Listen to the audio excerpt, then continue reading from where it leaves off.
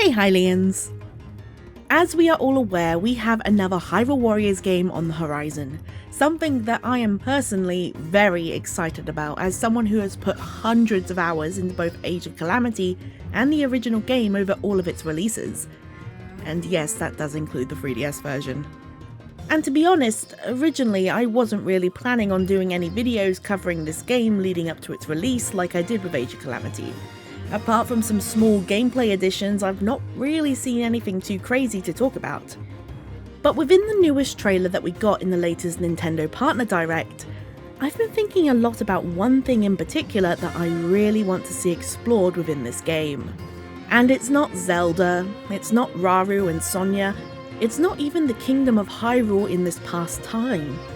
The thing I want to see most from this game is showing us the story of the Gerudo Sage.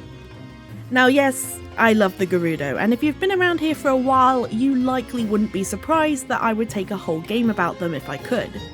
But seriously though, the Gerudo Sage has potential to have an extremely strong story arc within Age of Imprisonment, one that shows her character off but also lets us have a much deeper look into the Gerudo tribe of the past.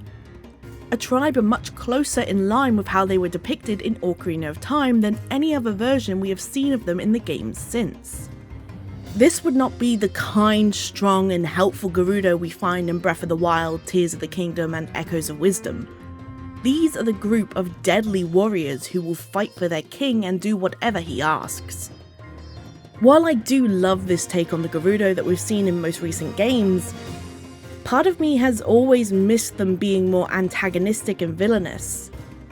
But luckily for me, within this newest trailer, I think there could actually be some hints towards this story actually getting a chance to be told. Within this new trailer, our looks at the Gerudo Sage and the Gerudo in general are extremely quick. We only really get 2 scenes, but what there is could tell us a lot. The first we see is the Gerudo Sage holding the Scimitar of the Seven and the Daybreaker shield, notably the same weapons used by Urbosa, showing us that she is the current leader of the Gerudo. While Ganondorf is king of the Gerudo, and we can assume his word is law, the leader is almost like a second in command when he is around, and only the true leader when he isn't. We see this explored within Ocarina of Time, Breath of the Wild and Tears of the Kingdom. In Breath of the Wild and Tears of the Kingdom, Ganondorf is not the king of the Gerudo people, and so Riju is the current leader. Though in Ocarina of Time, Ganondorf is the king of the Gerudo, and so Nabooru, who is the leader of the Gerudo people, works like his right-hand woman. Well, before she also ends up becoming a sage, though I'll talk a little bit more about her later. We can see the Gerudo Sage accompanied by a group of other Gerudo, and as we can see from the environment around them, it's clear this scene takes place within the Gerudo Desert, or at least on the pathway towards it. Again, similar to Ocarina of Time, as in that game, the Gerudo had the bridge and pathway leading to their fortress guarded. Maybe something similar is going on here. We then get to see a short clip of her and Rauru engaged in battle, and judging by the ending frames of them fighting, it doesn't look like it goes too well for her. I've already seen some people say that this woman cannot be the Gerudo Sage because of this moment in the trailer of her fighting Rauru. And while there still is a chance that that may be true, I am pretty sure that this is her. And it's actually this moment that really made me feel that the idea I have for her story could be happening. Well, this moment and the lines said by her at this point in the trailer as these clips play. But you sought it from Hyrule of all places? This is madness! The voice we hear as these clips play is definitely this character's actress, as it is the same voice actress who voices Urbosa, Riju and the Gerudo Sage in Tears of the Kingdom. With what she said, "You sought it from Hyrule of all places, this is madness," I believe this is being said to Ganondorf. There is frustration in her words. We all know Ganondorf craves power, and so what he is after in Hyrule is no doubt power. Likely the secret stones, though it may even be the Triforce, though we can't be sure as that's not even mentioned within this era of games. The last thing we see of her is her face, and I have to say right away that she is absolutely stunning. Trust Nintendo to keep making all of the Gerudo really attractive. Though I do want to point out under her eyes, while this could be makeup, it also could be eye bags from lack of sleep or stress, and if she's trying to fight against her king, I can assume that would be pretty stressful. So now that I've gone over all that we see of her in the trailer, let me go over how I think this story could play out for this character.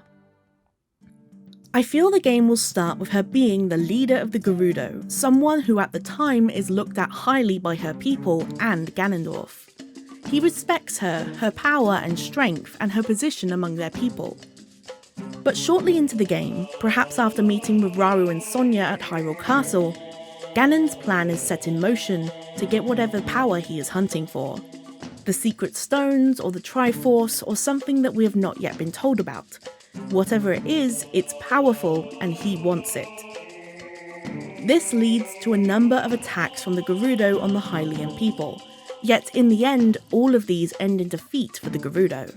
The Gerudo leader sees Ganondorf's actions and thirst for power getting worse and worse, and tries to stop him before any more of their people can be killed, though he refuses to listen to her. From seeing more of Ganondorf's actions, and perhaps having some chance encounters with Rauru, Zelda or Sonia, the Gerudo leader's allegiance to Ganondorf slowly changes, and she finds herself no longer wanting to help the man she's beginning to see as a monster. Perhaps she even begins to worry about not just her own people being killed, but also the land that they live in being destroyed, along with the Kingdom of Hyrule. I can see her having one last meeting with Ganondorf, him joined by the Twin Rover sisters. She pleads for him to stop, saying all he is doing is getting their people killed, and what he is doing is madness. But again, he refuses.